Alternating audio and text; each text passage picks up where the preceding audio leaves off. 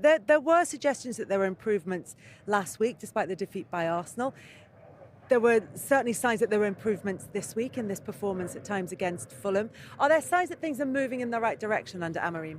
I think so. There is the right communication. He's very honest.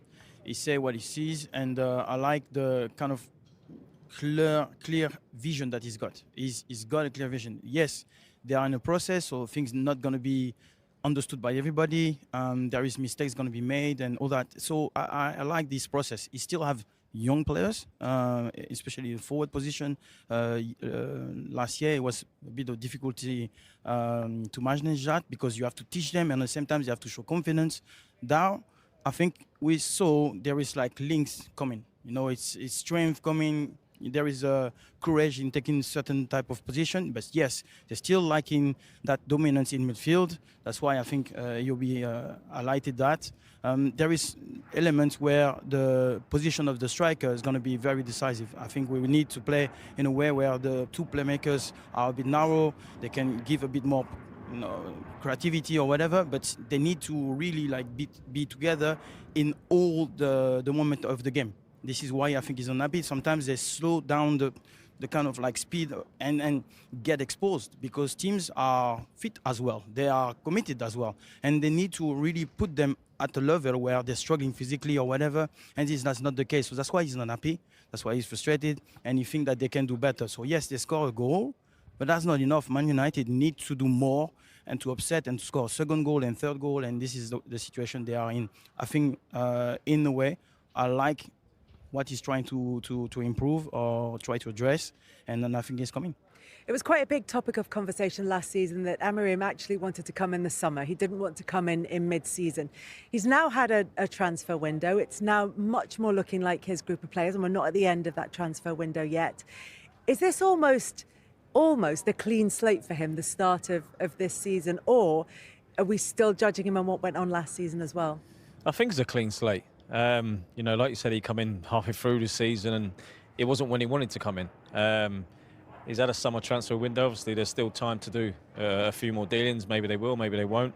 But I think once the window shuts, then you know this is his team. And like Louis has been saying there, that you've got to take positives out of what we've seen, especially like the man just saying in the first 20 minutes how they started the game, and they started quick, and Fulham didn't know what to do. But it's just then when you go a goal up, especially when you come to Craven Cottage, you need to go and get the second goal. You need to kill the game off. And they wasn't able to do that. So it's still a bit of indifference there, but there's like I say, there's positives to take. And, you know, we spoke about, you know, if you're going to have Sesko up top, the big target man, you've got to have two number 10s that want to run off him and, you know, get him behind. We haven't stretched the pitch enough. And, you know, I think Fulham felt comfortable when, you know, he come on, that there wasn't really much running in behind. And, you know, I think fitness tells us as well that Fulham looked like they went up a gear and United literally just sat there. And, you know, when you're doing that and you come to a place like Craven Cottage, it's going to be tough. So it was, there was positives in the game, and I'm sure the manager will take positives out of it. And, you know, like you say, it's a clean slate, but, you know, it's about getting the wins and moving forward and scoring goals. If they do add more in the transfer window, where do you think they're going to be looking to strengthen?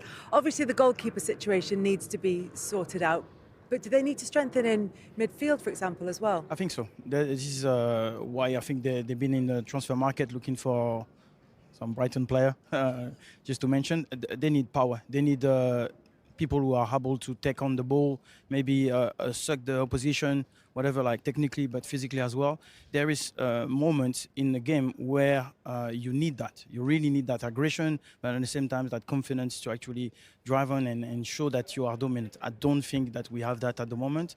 It's been said not only by me, but I think that's obvious. And then it's all about attitude. I think the approach of the game, where they're saying there is maybe sometimes where they think about the result, whatever the approach, need to be a bit more courageous and say, no, we have a style, we have the confidence to score more, and this is where they need to get that level up. It's not about new players or new sign or whatever. It's about this attitude and showing that we are good enough, and we're going to do that for 95 minutes.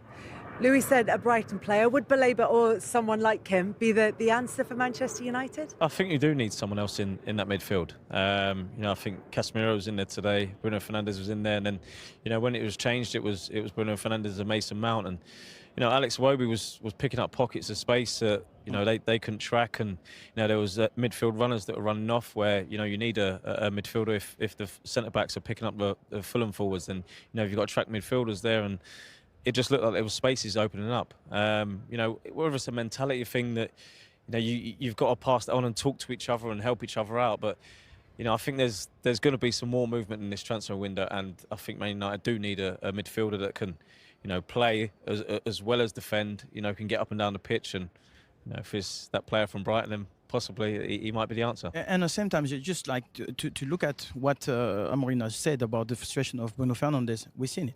I think he was like middle of the park, trying to controlling the game. It was a bit deeper than he usually is, and you could see his body language was saying, I would love to be involved a bit further up. And then I think a player alongside him who some moment can show, he say, go on, I've got the confidence and I'm going to actually take care of those situations and create some transition for you to create.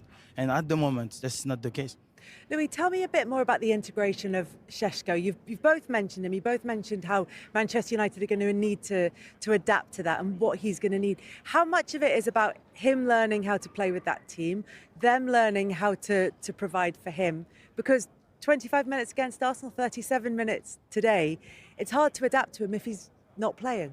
Yeah, it is hard, but it's a process. You have to believe the understanding of the manager. He sees you, he understands the kind of need that you have to, when you come from another championship, it's not the same. The Premier League is really tough. I was saying about the welcome package that I receive. You get bullied, you get all those things, and you have to really understand. And by being in Man United, it's not the same. You really have to understand there is pressure coming, there is expectation, all this, and you have to learn when everybody is asking a result, asking goals and statistics. So it's a process, and I think the manager understands that. He tried to get not the same mistake that maybe he's done with Rasmus. It's not him, but there is element where those players need experience. I always felt like, back in 2 years ago, I was thinking about Harry Kane. Those type of player was able to really teach you like a lot of things, but his movement and all that. So I think in this situation where if the transfer market is closed and they don't have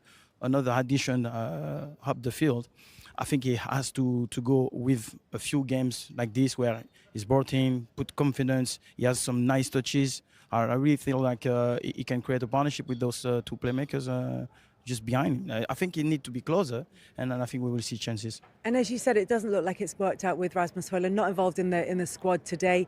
The AC Milan deal isn't happening, but Napoli, the latest team to be linked with him. But for Šeško, and you talked about statistics, 16 touches, only one of them in the Fulham penalty area. Is that down to him not making the runs, or him not expecting that the balls are going to be coming into him?